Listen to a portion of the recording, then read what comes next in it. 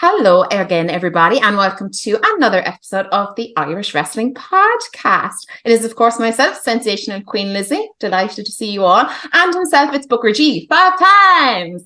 We are absolutely honoured to be joined by today's guest.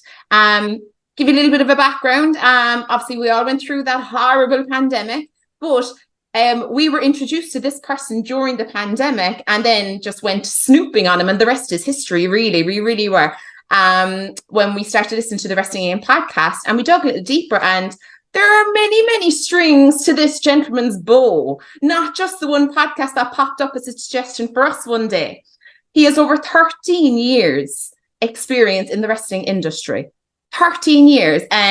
Print media, podcasting, interviews, production. He's pretty much done it all, and he's not just stopping there, and trained and managed quite a lot of wrestlers on the indie scene and those who are in the bigger promotions as well. That's only a few of the feathers in his cap. And covered so much in print and so much more that how you find time in the day just to live is beyond us. But Justin LaBar, welcome to the Irish Wrestling Podcast. Wow, thank you for having me. And that might be the most drummed up, sensational introduction I've ever gotten. So thank you very much. Right. No, what? Take it all in, because to be honest with you, like, as I said, after we started listening and then we delved a bit deeper, we were just unbelievable. You know, I think the work ethic is so evident. It's amazing. Like, it's inspiring as well that, you know, if you really do want to do something, you'll put your mind to it and you'll make it happen. Even if it is 10 things at once, that's absolutely fine too. But unbelievable. What a story, 13 years. I know Jerry has a few questions with you, but personally delighted to have you on with us today. Yeah, absolutely. Pleasure having you on. For anybody who doesn't know, Justin, obviously we said at the start it's 13 year experience, but it goes back probably longer than that. From your grandfather's days of driving wrestlers around. How was that growing up and, you know, being part of, you know, pretty much behind the scenes of the wrestling industry, getting to meet people on the road?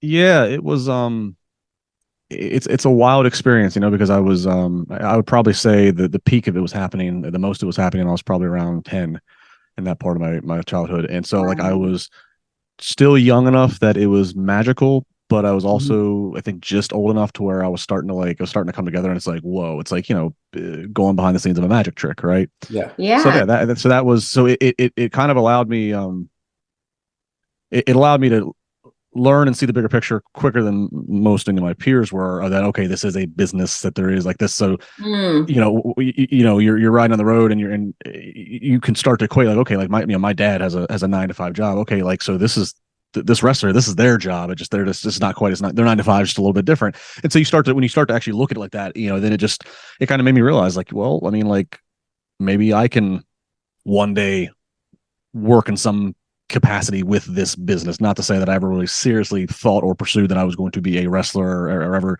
get the physical body for it and everything. But I could see that there's more than just being a wrestler that makes this happen. So I think it just kind of opened my eyes up and opened my the potential of different dreams up in my head, and obviously I never let go of those.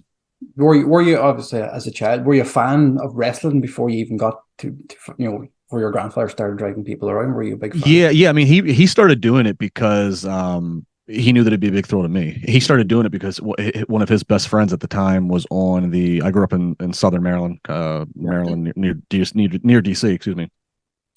And one of his best friends was on the Maryland State Athletic Commission. So, and the commission had to be present and involved in the events anyways. And so, and then that person who was on the commission, their brother was promoting a lot of the events. So my grandfather just had the natural in just to help them out, just to be an extra set of hands. And he knew that it'd be a thrill to me. So, but yeah, I was a fan, you know, as early as 3, I can remember little memories of seeing it on the TV and then collecting the action figures. And, you know, my mom was very young mom. You know, she had me when I was 19, or she had me when she was 19. So, and she worked shift work for as a police dispatcher.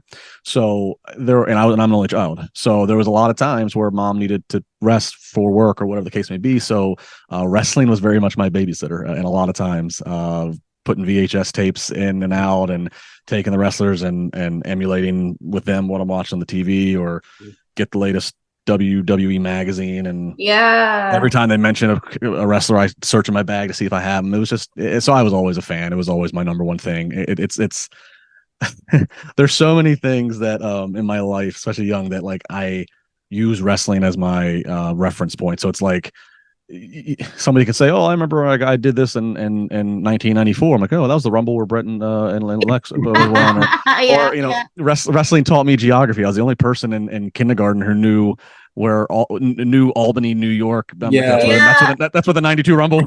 It's just a lot of weird things, you know. I it's weird things that wrestling and it's even today at 35, it's still present in my life. One of the things, even for us, like even when you're growing up watching wrestling and you realize where all these places are because of where they're introduced to all the shows, and people are like, "Oh, have you never been to America?" And you're like, "You know where all these places? How do you know all these places?" It's just it's because you knew where the shows were coming from. Commentators and God, my mom used to put us into the front room when she baked on a Saturday night to keep us out of her hair, and we didn't have many channels. There was like loads of us, and like Sky, it was one of the Sky channels. It was like the first Sky channel, and there used to be wrestling on that. That's what our Friday night was. I think it was a challenge was Friday night, and Superstars was on Saturday. Possibly, yeah. And that was our TV, and we were in there. And I used to run out to her when the Undertaker came on because I was terrified. But I'd still come back in to watch the match, and you're bang on. It's a feeling, and it just stays with you, doesn't it? And it just grows, and your interest grows with it. And amazing how it's stuck with you, because some people grow out of it, they say, but no way, it's something that just it grows with you. Yeah, absolutely. It's so funny you said that about the Undertaker, because my very first WWE show was a house show that I went to live. I was probably 5 or so, and I remember one time I had to I had to get up and go to the bathroom or something like that, and I remember I was so freaked out and scared that like the Undertaker's music was going to hit and that he was going to come out or something, and I was so nervous about that. I'm 5 years old, and my mom, she obviously she must have the program or the card, and she knew that he wasn't on the show. She's like, "You don't have to worry, he's not here." I'm like, "But you don't understand, he could be here, because he's the Undertaker." The lights go off in the bathroom. Exactly. These are my concerns at 5. This is how I'm gonna go. He ended up not actually being on the show at all. I actually several years ago I did some digging, and I actually was able to find the date and the card of that event I went to. I was like, "Yep, that's it." Yeah. So was wrestling, working in the wrestling industry always something that you planned to do? Like when you went off to college to study, was it something you planned on? No, I'll be honest with you.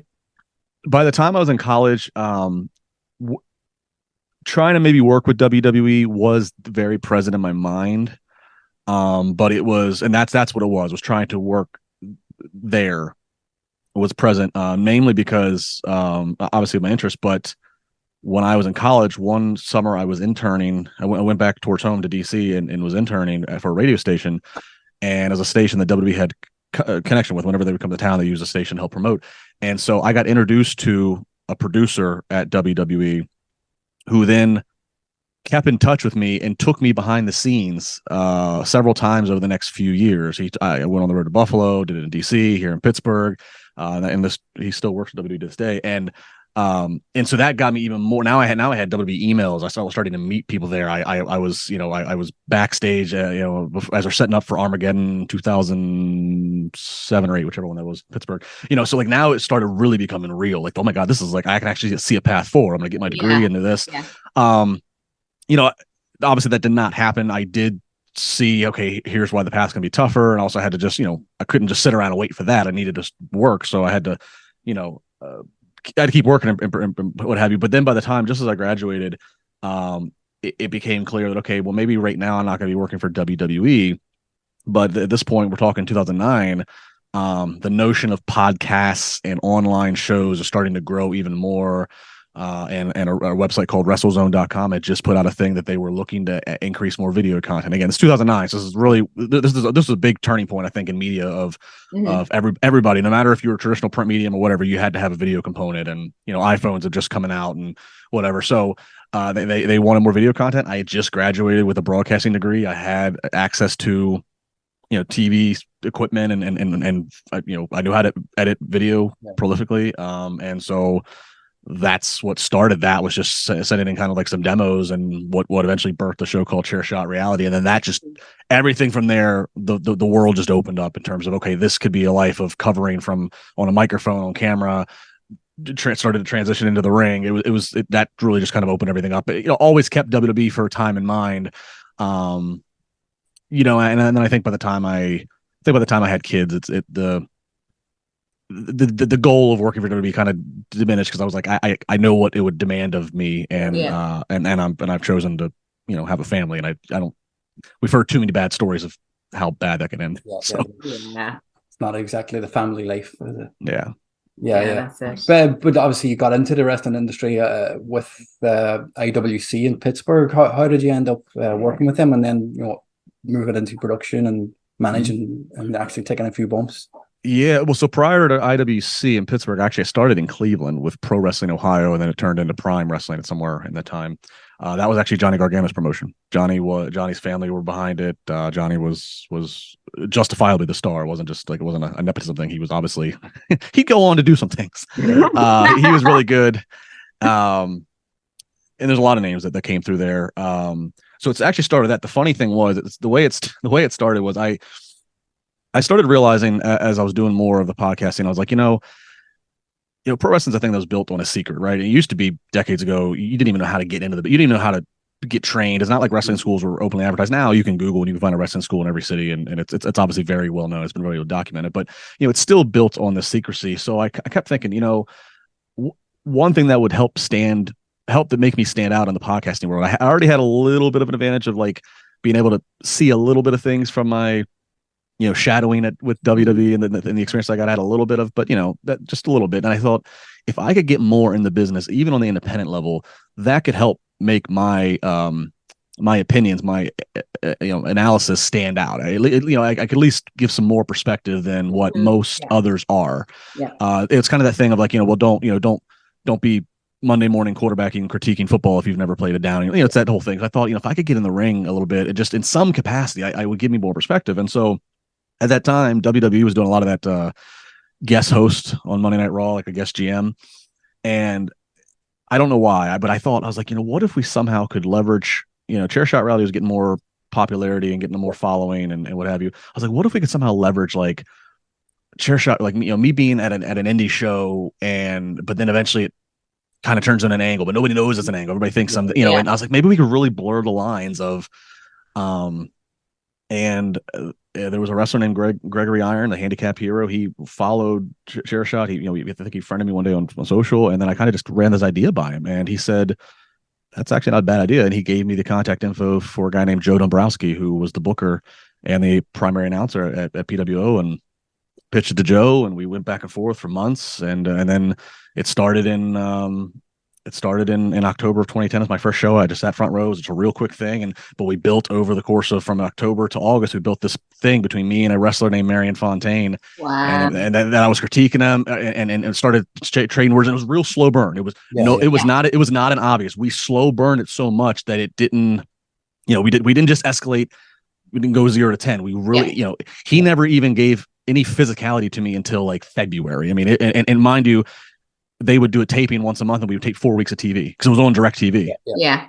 So, I'm talking from October through February. So so it was a real slow burn. Yeah. And then it eventually built to like, he brought in the late Brody Lee, rest in peace. I brought in Kevin Nash, and and it became this big. It culminated on iPay-per-view at a pavilion in downtown Cleveland, 3,000 people on iPay-per-view, and it was just it was a thrill, and from that point on, and I stuck around and did the good guy GM for the company, but eventually I was like, good guy GM, there's not much to, I was like, there's not much to that. You don't have, I can't get physical with anybody really, because I'm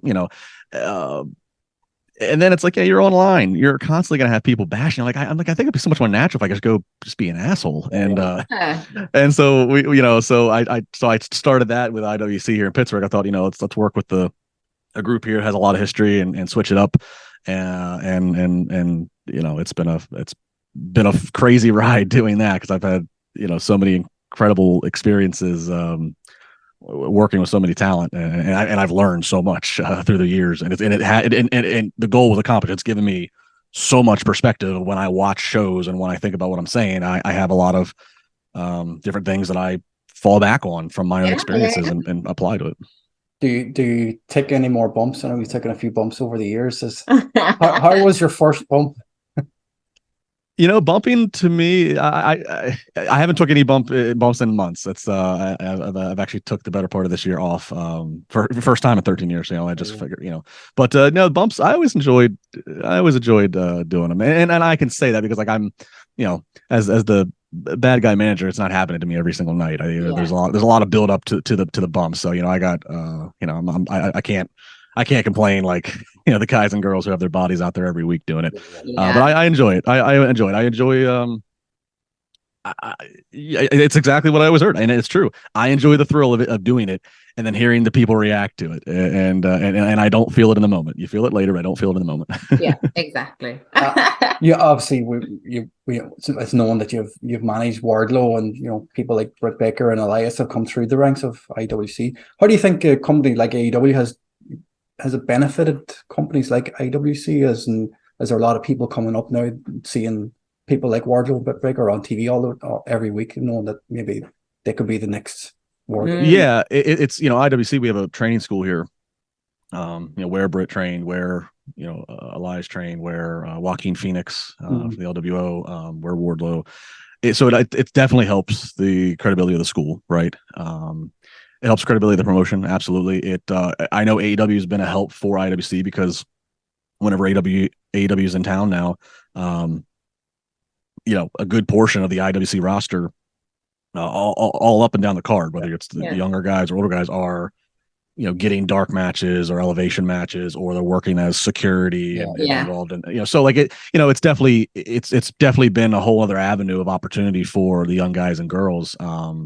And it's offered a lot of credibility to the company. I mean, IWC already had a lot of credibility in the first place. IWC had been around since 2001. I mean, really, 2001. You think about Vince, getting WCW and ECW all in that year. So now, and so that was a big year for the fact that IWC had started in Pittsburgh, because it was a time where you definitely needed other places. You definitely needed places to work. And now if one man's controlling the three biggest companies that were in the U.S., it was important to have independence, and obviously it's stuck around. It is not. There's never been a period of time where IWC like took 6 months off or a year off. I mean, they've even when the pandemic hit, even when COVID hit, IWC was doing shows at outside drive-in theaters, places where there was enough space to space people out safely, but you still had the resources to project and do the show. I mean, so like IWC has really kept. There's been 3 owners in the 22 years, and they've all 3 of them have never let it falter.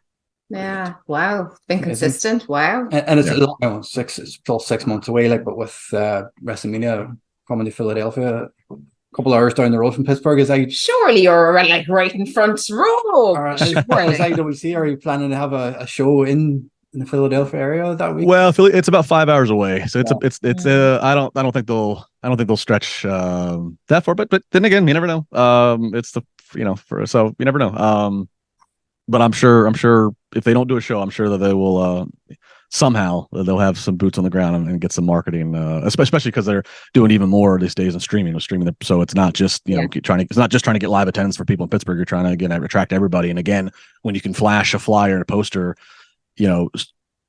bragging about having had these now WWE and AEW stars, it definitely gets people's attention of, okay, this is not going to be a crappy low rent show. This is obviously a show. And when you go to IWC shows, especially when you go to their primary, the best venue that we run consistently, I mean, I really, the production, there's a big screen, there's backstage vignettes, we've had the pyro before. I mean, it's a really cool experience. It is again for the fan, and again for the talent and production. It's a good training ground to get these guys and girls ready for, if they do get a shot at on TV, to understand time cues, understand TV and camera cues, understand pyro cues.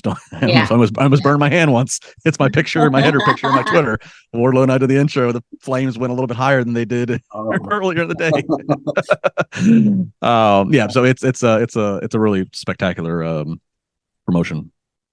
Excellent. Obviously, you're with Wrestling Inc. at the moment. You mentioned that you're also with BustenOpen. How did that come about? How did you end up working with people like Dave Lecrea, and how has it been working with Thunder Rosa, Mickie James and people. Yeah, no, it's been great. It was wild. It was just a very I wish I had like a really great long story to tell you, but it was simply Dave and I had actually never even, I don't think we had ever actually met in person up to that point. I think we were just, social media acquaintances. We knew each other obviously by name and each other's work. And I know we had a ton of mutual friends, and I knew Tommy Dreamer. I'd done a lot of stuff on the indies with Tommy. But that's all it really was. And literally one day, Dave, I was driving and he sent me a DM, and he was like, "Hey," he's like, I got an idea about something. Can I call you? And I said, "Yeah, let me call you when I get to where I'm going. Let me get off the road." And I did. And this was spring of 2020, and he just kind of pitched this idea for the segment. At first it was and that's all it was. We started it at first it was dubbed kind of like a rumor roundup. It was kind of like, he was like, if we're gonna tiptoe into the dirt sheets and the rumors, he's like, I think that you're somebody who could do it with a certain amount of grace and not come off to whatever. And so we tried it for a few months actually, and it some weeks it was good, some weeks it wasn't. Part of it was just because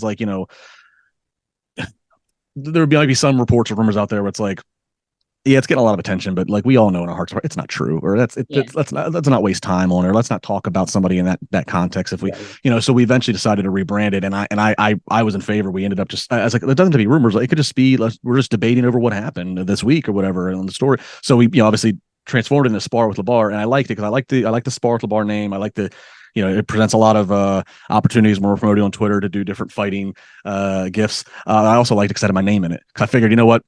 When it's rumor roundup, people could like the segment, but they could hate me. And you can put anybody else in a rumor roundup. You can't put anybody else in a Spar with LaBar. So I wanted to get that branding around the segment. Excellent. Before we move on to the quiz, with Busted Open, we'll go back to Philadelphia. Is that something you're planning? Will there be a live show over WrestleMania week? Or is something I can't speak for the show and for the station. But considering Dave's in Jersey. Mm-hmm. Tommy's in New York, Bully's in New York. The executive producer is in Jersey as well. Considering Jersey is just a hop over the line from Philly, I would imagine there'll be a presence there. Be looking forward. I'll say that. Yeah, we're heading for it. We'll be there for it next year. So we're awesome, great. Love to be there in attendance because it's great to be listening to it every. Like I said, when you go into the gym and just listen to podcasts and just switch off for an hour or 2 hours, it's great to just sit down and listen to stuff like that. Nice. Makes you forget where you are. That's good. Just for that bit, workouts don't even realize.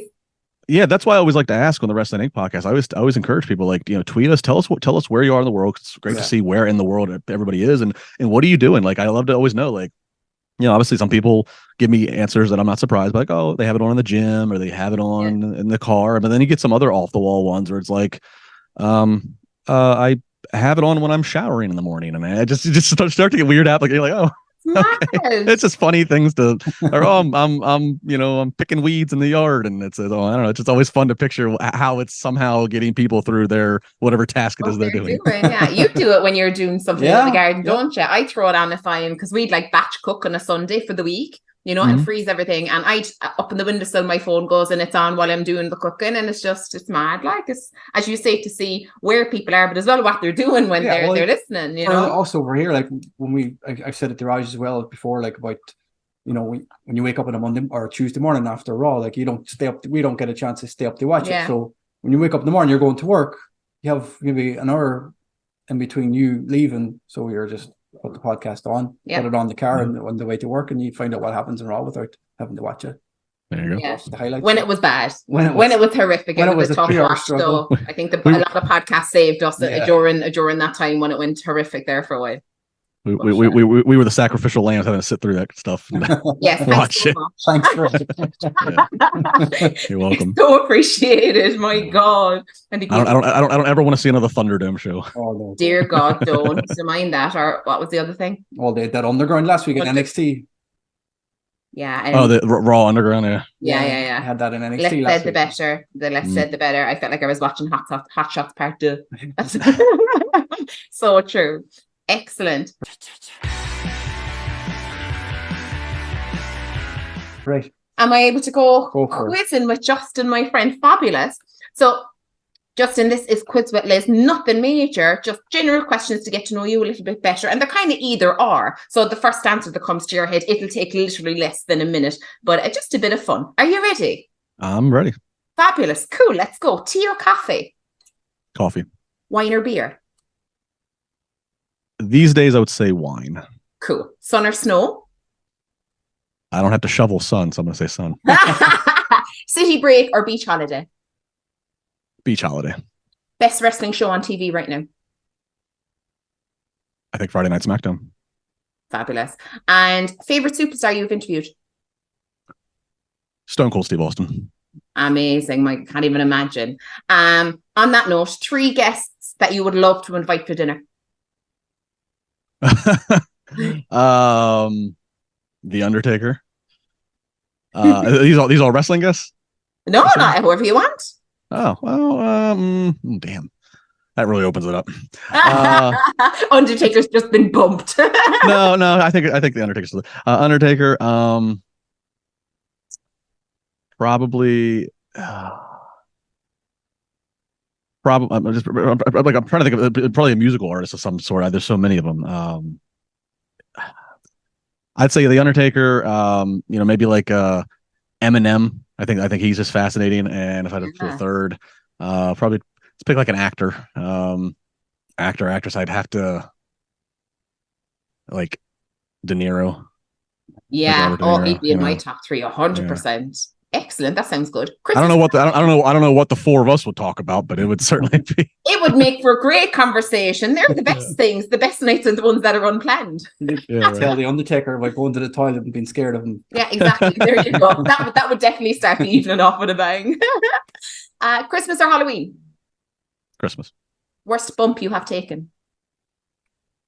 Ooh, yeah, the bumps weren't too bad.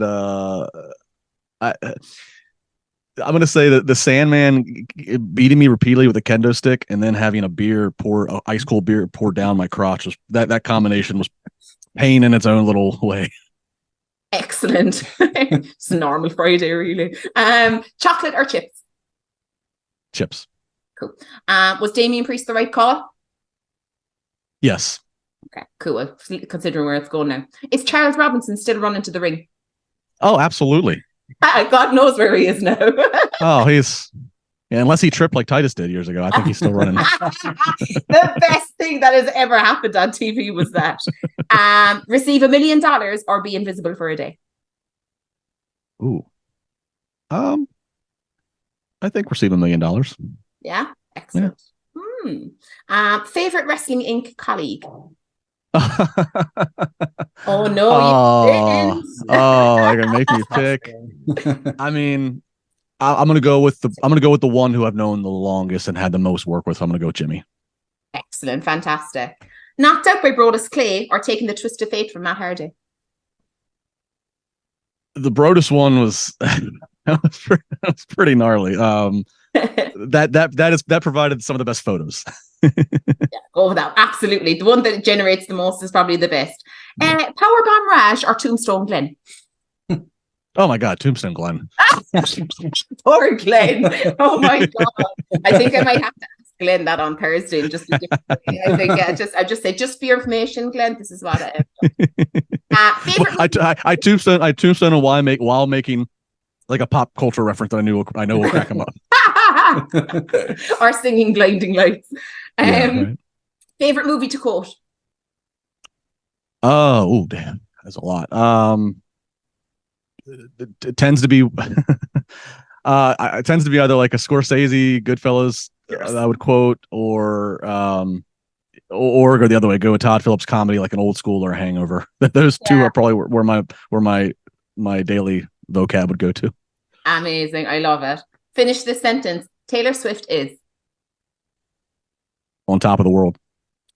Oh, she bloody well is. Attending 12 WrestleManias. Think about this carefully. Attending 12 WrestleManias or appearing on Quiz with Liz? I think appearing on Quiz with Liz that's airing on WrestleMania. Oh my God, I think you could be right. And Justin, that was your quiz with Liz. Thank you so much for taking part. Delighted to know you a little bit better. That was great. It made me think. You made me do some thinking there. I haven't had to prioritize some of these things in a while. That was a good refresher. I'm surprised after seeing what Raj paid for the tickets for Taylor Swift, you didn't say she was overpriced. No, you know what? She was just here. I did not go. She was just here in Pittsburgh, and she did 2 nights, I believe. And just to see it here and understand and feel and to be able to see the city and the people go crazy. And then actually, it's just this morning I was watching something on the news, and like she's like what she has out right now on the charts, the way she's dominating the different out. I mean, it's just, I like some of her songs. I know that I'm not her primary target demo, but I can't. I don't see how anybody could hate on her. You can not listen to her music just because it's not your cup of tea, but I don't. You can't hate on her. I mean that and there's I have a lot of friends that work here in Pittsburgh in the radio business and work on like the pop channels, the top 40 channels that play her music, and they've met her. They've gotten to go meet her when she's in town, and because they're on air, and they say the attention that she gives in terms of like, what is your name, and actually hearing her name and remembering, and then she writes thank you cards and it's not just like a staff person now. You can tell that she has put some personal touch on it. Like, I mean, it's the way she treats people to be a star of that magnitude. I think it's just she's on top of the world. She's something. She's just the queen of the world. It's funny. I always think about this. I thought about it the other day when, like I said, when she was here, I did see her in concert before anybody knew who she was. She would have probably been 16 or 17. This was in 2007. There was a country concert here in Pittsburgh at the amphitheater, and it was Brad Paisley and I think Rodney Atkins. Those are the two billed acts. But there was a third act that went on before anybody else really was paying attention, and it was this little blonde hair teenager playing "Teardrops on My Guitar," and it was Taylor Swift, and so I saw her. It was probably me and maybe at that time maybe 2,000 other people were actually standing around. Everybody else was probably out still in the parking lot at that point, and I think about now. It's spending how much people have to spend just to get inside of a 60,000 person stadium to see it. Crazy. Oh, that's amazing, isn't it? Oh my god, you lucky thing. Oh my god. Justin, before we let you go, I know we had an interview with Karrion Cross recently on the Triblive high school radio. Is that something that you're a part of? Are you running that yourself, or is that through volunteer? No, yeah. So actually, it's Triblive. It's Trib Total Media. That's who I've been with for 13 years. Even when I was doing wrestling, I've always been working with the Trib. But so Triblive, it's the #1 news site here in Western Pennsylvania. So I'm under that umbrella. Actually, I do run our Triblive High School Sports Network, which we stream thousands of high school games. So I have that world. My boss for the Trib knows I obviously have my history in wrestling. She's never discouraged me from keeping up with it. So if I can do stuff for Trib, I do. If I can do a little bit of content, so yeah, so it's just one more thing in the daily schedule. Amazing. This past weekend, the National Wiffle Ball Championship. Yeah. What is Wiffle Ball? I heard about pickleball for the first time at work a few months ago, and I was like, what? And now this Wiffle Ball, there's a lot of balls. So wiffle ball, most people think of like a kid in backyard. It's a ball. It's a white plastic ball and it has holes in it. Mm-hmm. And then there's a plastic bat. So it's meant for you usually play it growing up in the backyard. It's a way to play baseball basically, but do it. Okay. And the ball's not going to go breaking glass. And it's a plastic bat. So as a kid you could swing it. But no, it's one of those obscure sports that does have leagues and teams all over the country. And it with the ESPN, the primary one of the big sports stations here in the US, they do a thing. If you guys ever watched the movie Dodgeball, In the movie Dodgeball, they're on ESPN, the Ocho. Yeah, it's the ESPN 8. Well, ESPN has actually took that and ran with it, and so now every summer they have a period of time where they kind of transform themselves into ESPN Ocho, and especially now having ESPN Plus with streaming, they have a lot more capacity to hold a lot more stuff. It's not just, and so they have all these different crazy sports, and there's a National Wiffle Ball Championship league, and there's a championship tournament this past weekend, and they are bringing it here to the Pittsburgh area, and the baseball. So they played in a baseball stadium. It's a smaller field, and the stadium they did it at is where my company, we just did high school baseball championships there a few months ago. And so the stadium's like, hey, if you want to have it streamed, we know guys that do streaming and production. So it was, was a random thing, but it was a very cool experience. It was I never thought I'd be executive producing a broadcast on Wiffle Ball, but never say never. That's amazing. But it opened up to a whole new audience now, because I'll go back and watch it and see what it is. Actually. Yeah, I mean, I'm used to I'm used to us doing football and soccer, basketball, and baseball, all the kind of the traditional main sports that are played here in high school, and so I never thought that we would be, but it was a real thrill to watch. It's it's slightly different rules and things to learn, but to watch these guys, I mean, they're throwing 80, 90 miles per hour, and it's crazy because again, it's a plastic ball, but there's holes in it, so must be quite light as well. Well, it's light, so it's insane to see the movement. The movement is far greater and more drastic than your average curveball in baseball, because something with the air, being able to get through the holes of the ball and all kinds of, I'm sure, science and physics that I don't understand, but it is wild. Like you'd think, oh, you're not going to strike out a wiffle ball. No, the one pitcher had like 10 strikeouts. I mean, it's a hard thing to hit, Need to see some of this with you. Oh, this sounds absolutely nuts. Like it really does. Definitely. Yeah. Well, I'll tell you what, we'll do a trade. We'll watch some wiffle ball if you watch some Irish Gaelic football and hurling. I won't say no to that. I won't say no. Oh man, fastest game on the planet. We'll send you a link. It's unbelievable. So yeah, wiffle ball versus hurling. Amazing. My God. Wow. Yeah, before we let you go, Justin, have you anything coming up with Wrestling Inc or anything planned for the next few weeks over the summer? No, pretty kind of standard as is. I got Monday nights podcast. Usually on Wednesday. I'm actually going to be off this Wednesday, but normally Wednesday nights after Dynamite, and then every Friday morning on Busted Open with Spar with LaBar. Sometimes that segment makes the cut for the abbreviated podcast that they put out. But I always say if you want to ensure to hear the segment, get the SiriusXM app, and you can actually listen to the show on demand, and you can listen. You can fast forward through the entire show at different time points and listen. You'll always catch the Spar with LaBar segment. But no, just that WWE Payback's coming, the premium live event, Labor Day, September 2nd. So it'll be here in Pittsburgh. So I'm sure as we get closer to that, I'll have some more WWE related content. And then the Undertaker's actually coming to Pittsburgh in November for one of his One Dead Man shows, which I'll be at, and I'm going to try to track him down. So as I always say, follow the socials and guest off your dinner. There you go. There we go. What are you doing on Friday? Exactly. I'm having a few friends over for dinner. Oh my God. Justin, thank you so much for joining us today, and it's been a pleasure, and we're absolutely delighted to chat with you finally, of course as two fans, but also just your insight and experience, and as you say, a different perspective on not only the product that's in the ring, but all of the energy, planning and logistics that goes into putting that together and making it happen. Because that's a wrestling fan's dream, really, isn't it? When you think about it. So thank you so much for the insight into that. And yeah, it's been a joy having you on. If you are not following us on social media, what are you doing? You can find us on Twitter. You can find us on Instagram, of course, at Irish Wrestling 8. You can find us on YouTube. Have you not subscribed to YouTube? Again, get on it. We are at YouTube, of course, for shorts and our videos. You will also find us with millions and millions of views on TikTok, so make sure to check that out. On behalf of myself, Sensational Queen Lizzie, himself, Booker G, 5 times. We shall catch you all soon in the next episode. Bye for now.